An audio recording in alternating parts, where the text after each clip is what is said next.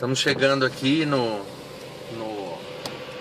ponto de encontro do nosso Identidade de hoje. Eu já estou vendo o nosso entrevistado ali, vai vir receber a gente. Olha lá o nosso entrevistado ansioso pela nossa presença. Vamos lá pedir a bênção do nosso entrevistado de hoje. Já achou que eu não vinha, né, padre?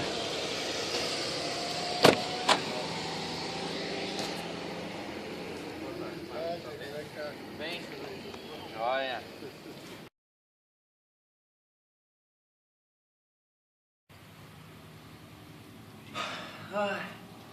Tô sentindo um espírito de paz. Tá explicado. Padre Enzo, obrigado por receber a gente aqui. Eu que agradeço pelo convite. Nesse solo santo para poder falar um pouquinho pra gente. Padre, de onde o senhor veio? O senhor é natural da onde? Eu sou italiano, de um lugarejo a 70 quilômetros de Roma, chama Carpineto Romano. É um lugar de 5.000 habitantes, né? Bem pequeno, todos se conhecem. E ali que cresceu, né, a minha vocação, né? Começou a crescer lá. Como é que o senhor veio de Roma parar em Presidente Epitácio? Quando jovem ainda, 22 anos, eu fiz uma experiência aqui no Brasil, 2 anos de estágio, num abrigo com 50 crianças internas, né? E depois voltei como diácono, me coloquei à disposição, né, da congregação somática. Como diácono já veio para a missão aqui no Brasil. Nós havíamos essa missão que tinha iniciado em 62. E aceitaram. A partir disso, então, eu começou a minha romaria aqui no Brasil, né? A segunda vez que estou aqui em Epitácio. Outra vez fiquei durante 3 anos. O Espaço Criança, né, onde nós estamos aqui, surgiu nessa época praticamente, começou a se firmar nessa época. E agora voltei em 2010. Estamos aí há 3 anos já. Que tipo de trabalho, padre, que a gente encontra? Que tipo de trabalho que o Espaço Criança realiza com a juventude? Então, o Espaço Criança está aberto, né, para criança e adolescente, de 6 aos 15 anos. Além de um programa com futebol, que vai até os 17 anos. Para os de até 15 anos, então tem várias oficinas, né? Várias atividades. Praticamente nós procuramos atender os critérios do Estatuto, né? Dos direitos que a criança tem. Alimentação, lazer, né? Procurar se aprimorar, né, nas suas qualidades. Por exemplo, tem aula de violão, tem futebol, tem atividades esportivas, lúdicas, passeios, teatro, artesanato e tantas outras coisas assim desse tipo, que permite assim a autoestima da criança crescer. E junto com isso nós procuramos fazer um trabalho com as famílias também. E a criança, para ela fazer parte disso, tem algum regulamento, tem alguma restrição? Ou é aberto para todo mundo? Como que funciona esse processo? É feita uma inscrição, né? 2 vezes por ano, e na medida da necessidade também, né? Pode ser feita também no decorrer do ano. Em princípio, crianças, né, que têm alguma carência, né, alguma necessidade familiar, né? Mas, de forma geral, é aberta para todos, porque mesmo a criança ou adolescente que financeiramente tem uma família abastada, às vezes precisa socializar, né? Então nós acolhemos, estamos abertos, né, para todos, né? Tem algum limite de quantas crianças ou é independente do... Nós colocamos sempre um teto, né, todo ano. Assim, o teto desse ano é 100 crianças, né? Atendemos no período matutino, no período vespertino, e assim as crianças têm a possibilidade de ir para a escola, ou de manhã ou de tarde, né? Elas chegam aqui, podem tomar o café da manhã, almoçar, você não almoça e toma café da tarde, né? E no intervalo desse tempo, então tem as várias atividades. Né? Isso. Padre, falando um pouco da fé católica agora aqui na cidade. Desde que houve a divisão de paróquias aqui, eu vejo que essa questão fez uma grave divisão, não só nos trabalhos, como também no íntimo das pessoas. Que tipo de efeitos, consequências que essa divisão de paróquia trouxe, na opinião do senhor, e por que houve essa divisão? Qual o objetivo de ela ter ocorrido? Então, eu não estava aqui quando aconteceu, né, a primeira divisão, que teria que ser territorial. Né? Por quê? Porque daria, assim, maiores condições de atender a população. Quanto mais paróquias e comunidades, né, crescem, né, melhor atendimento pode ser dado para as comunidades. E também a diversidade de carisma, de dons. Né? Por exemplo, veio um padre diocesano, que é outro carisma, né? Outro jeito, né, de caminhar com o povo. Os somascos já faz tempo que estão aqui, né, desde final de 73, né? Fez mais de 40 anos já que estão aqui. É outra maneira, né, de atender o povo. Então, a proposta era essa, né? Territorial e de um melhor atendimento. Mas, de repente, surgem vários mecanismos, né? Nós sabemos, né, em todo ser humano acontece isso, que provoca, às vezes, não só a divisão territorial, mas a divisão entre as pessoas. E isso não é bom. Né? Então, é preciso, assim, avaliar isso, ter a tranquilidade, né, de avaliar, para que todos possam desenvolver o próprio caminho. E a paróquia, né, eu gostaria assim, de lembrar uma coisa que o documento de Aparecida diz, né, comunidade de comunidades. Então é um dinamismo, né, muito grande, rico de iniciativa, de pastorais, e não precisa assim, se preocupar, porque tem espaço para todo mundo. Né? Então eu diria para quem atua diretamente, né, nas várias pastorais, nas atividades, que participa nas paróquias, que tenha liberdade de participar onde que se sente melhor. E aqueles que participam mais da missa, né, que escolha também onde que se sente melhor. Esse que é o critério do direito canônico. O direito canônico, antigamente, se baseava só no território. Né? Hoje, graças a Deus, é um direito canônico que tem um fundo de espiritualidade, um pano de fundo, e diz: o fiel católico participe onde que se sente melhor e ali é a sua comunidade. Então, esse que é o critério. Enquanto a visão da igreja está tranquila. As questões são mais individuais, né, de grupos, né, que tem que ser resolvidas, né? E eu creio que com o tempo vai ser resolvido, também porque está em vista mais, assim, a entrega para o bispo de mais uma paróquia, que é São Pedro, né? A partir de 1º de janeiro, né, de 2015, a paróquia será entregue, os somascos, o padre somasco entregarão para o bispo, né? Para o bispo enviar um outro padre, talvez diocesano ou religioso que seja, né? Ele que vai decidir. Uma vez que, infelizmente, a gente frisa, as pessoas levam esse tipo de divisão para o campo pessoal e isso passa a ficar nítido, que tipo de trabalho que pode ser feito em cima para tratar francamente o problema, para tentar resolver essa situação abertamente? Eu creio que os caminhos são os párocos tomar consciência disso, né?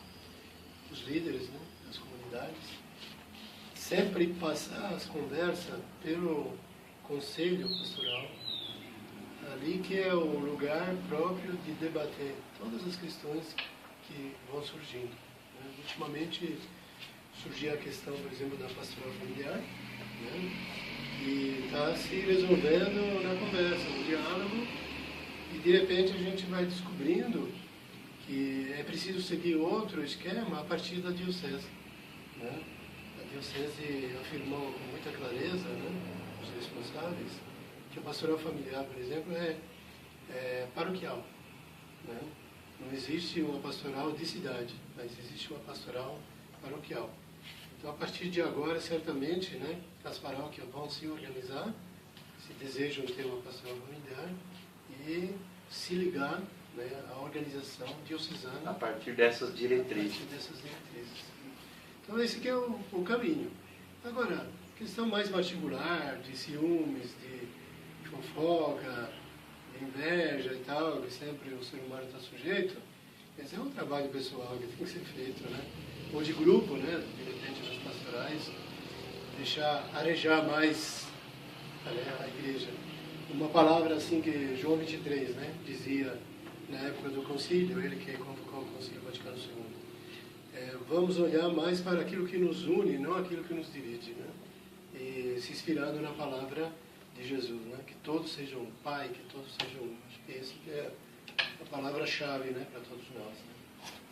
Hoje a gente tem vivido um momento um pouco tormentoso para a fé católica, né? Os noticiários só têm trazido notícias negativas e, como é de praxe na televisão, é sempre dando um respaldo para aquilo que é negativo, para aquilo que polui, que macula a imagem. Então a igreja tem sido atacada por conta de notícias de corrupção no Vaticano, as próprias mudanças que o Papa realizou e o assunto sensível da pedofilia dentro da igreja. Como que o senhor vê isso? A igreja está alheia a isso ou ela está enfrentando diretamente a questão? Qual é o comportamento que a igreja tem tido quanto a esse assunto? Eu estava me lembrando, né, nesses dias, uma palavra que o Papa disse, né, recentemente. Disse que todas essas coisas envergonham a igreja. É uma vergonha para a igreja. Quer dizer, enfrentar isso nesse sentido, com consciência, dizer, não, é um pecado que está aí. Certamente vai ajudar a solucionar muitas questões. Esse assunto já vem de longe, né? E provocou a igreja a se organizar, né? Pois, que nem acontece na família, na sociedade e tal, qual que era a maneira antiga de enfrentar essas questões? Tem um problema na família, procura defender, encobertar e tal. Isso tem acontecido não por parte da organização da igreja, não foi orientação da igreja, mas por causa de situações de pessoas. De repente um bispo, um padre, né, um leigo e tal, que tentou encobertar a questão. A atitude hoje, a partir de algumas décadas, que vem sendo debatidas essas coisas, é de enfrentamento.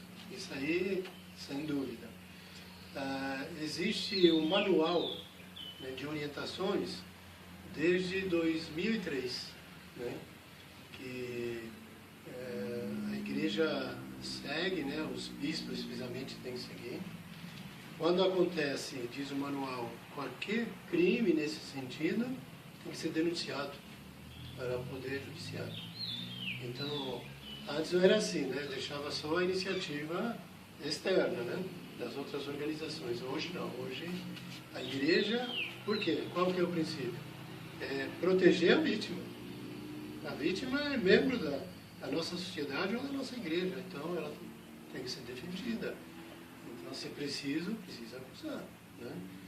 Agora, quando se tem certeza, né? Infelizmente, desde o início dessa polêmica toda, provocou, né, um processo que prejudicou em várias maneiras a igreja, né? Nós temos comunidades nos Estados Unidos, por exemplo, onde que a coisa começou, as denúncias mais fortes começaram. Estados Unidos, Irlanda e tal. E ali nós temos comunidades que nos alertavam, né, desde algumas décadas, os religiosos de lá, nos alertavam dizendo, olha, nem tudo é verdadeiro.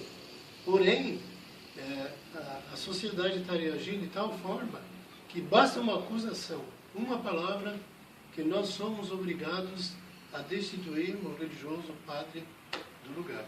né? Então, Sim. boato sem chance de defesa, sem fundamentação, e o padre já era afastado. É afastado, até hoje. É afastado. É afastado. Agora, é interessante, né, uma experiência que nós temos lá, desde 63, os nossos religiosos, padres religiosos, trabalham com crianças abusadas pela família, na sociedade e tal. No início, tudo bem, eram eles diretamente que trabalhavam. Hoje, não. A partir dessas acusações, coisa assim que a gente nem imagina aqui que isso possa acontecer, o religioso somático que atua nessa obra há tanto tempo, ele não pode se aproximar de uma criança, abraçar uma criança, nunca pode ficar sozinho com as crianças. Então, eles montaram uma equipe, né, interdisciplinar, né?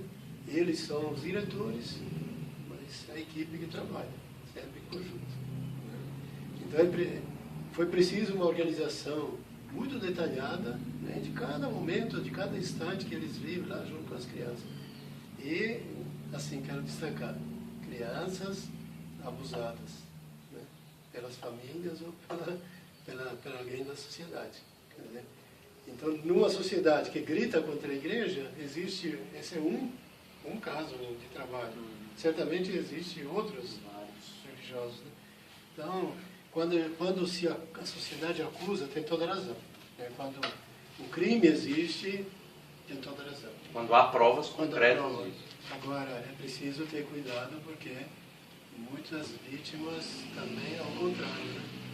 Muitos religiosos têm sofrido acusações que não podem se mostrar verdadeiras. E aí, como é que fica? Como se recupera essa... Recupera a imagem. Você destrói, né? Se isso acontecer em outros setores da sociedade, em outros assuntos que não seja pedofilia dentro da igreja, Sim. a sociedade levante contra a postura de acusar sem provas, né? Agora, quando isso acontece dentro da igreja católica, basta um boato, se fazer uma fumaça em cima do assunto para virar, né, uma tempestade.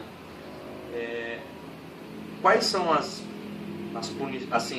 punições e as atitudes, né, que a igreja, ela, diante de uma situação dessa comprovada, a igreja, ela toma a posição dela, as punições dela, mas também contribui para que seja punido pelo Estado. Então, realmente, não há nenhum tipo de blindagem e proteção. Não, certamente não. Inclusive, facilitaram, né, o processo disso. O manual reza, né, diz que se realmente uma acusação é verdadeira, né, não precisa fazer toda uma burocracia de processo, é afastado imediatamente das suas funções e do ministério também, né, imediatamente.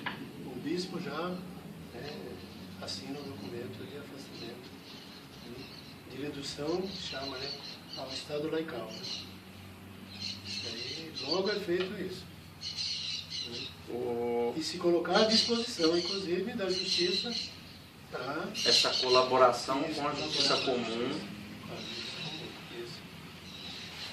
Nesse momento difícil, padre, que o católico vive, nessas transições sempre são complicadas, mas essa transição atual, onde o Papa super ativo, renovando e transformando, surpreendendo o católico com a sua postura de retidão, pinga qualquer tipo de coisa negativa, tumulto, pinga sobre o católico, que acaba tendo o dedo apontado sobre acusações, né?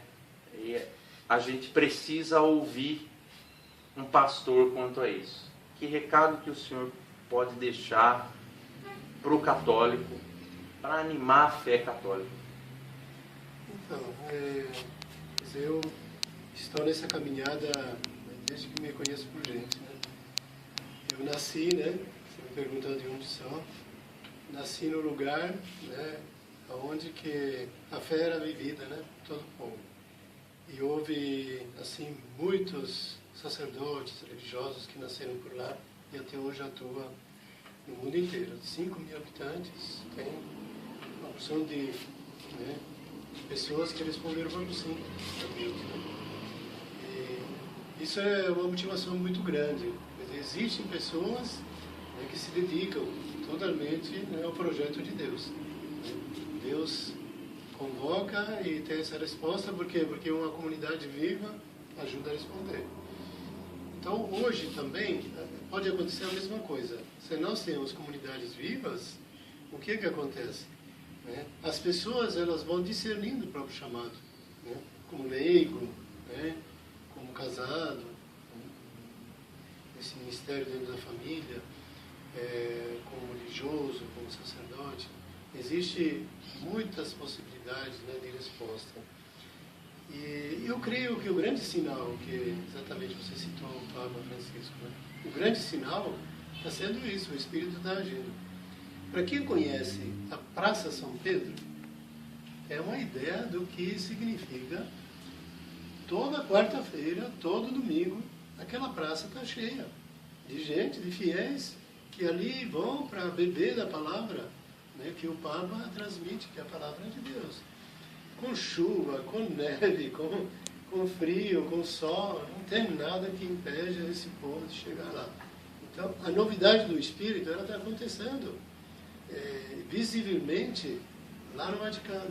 Quer dizer, um Papa que tem uma mensagem muito forte, porque ela vive essa mensagem, antes de passar, ela vive. E também um Papa que tem uma firmeza tão grande, né, de chegar ao ponto de dizer, olha, se o barco não for servir para as finalidades próprias, eu vou fechar esse barco. O IOR, né? Vou fechar esse barco. Perante a corrupção que ele detectou, tomou as providências, né, e fez uma comissão, criou uma comissão de cardeais para esse assunto, para tomar providências rápidas.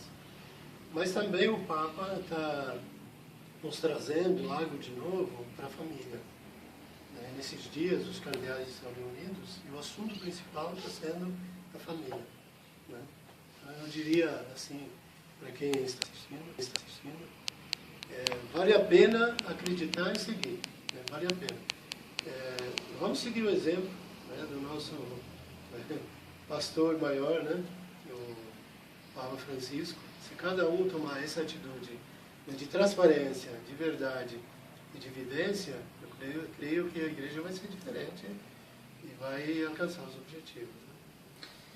Tem um amigo meu que disse uma vez para mim o seguinte, que a gente às vezes olha para uma pessoa assim e ela tem uma cara tão boa, você olha para ela e ela parece uma pessoa tão bondosa que dá vontade de você atravessar a rua lá e dar um abraço nessa pessoa. Então hoje eu vou realizar esse ato na minha vida. Posso dar um abraço no senhor? Padre, obrigado. Obrigado. Obrigado pela mensagem, obrigado pela entrevista. Eu que agradeço. E fiquem aberto o convite para quem tiver interesse em vir ao Espaço Criança, conhecer o trabalho que é realizado aqui, que realmente é maravilhoso. Não perca essa oportunidade. Identidade hoje com o Padre Enzo. Até a próxima, gente.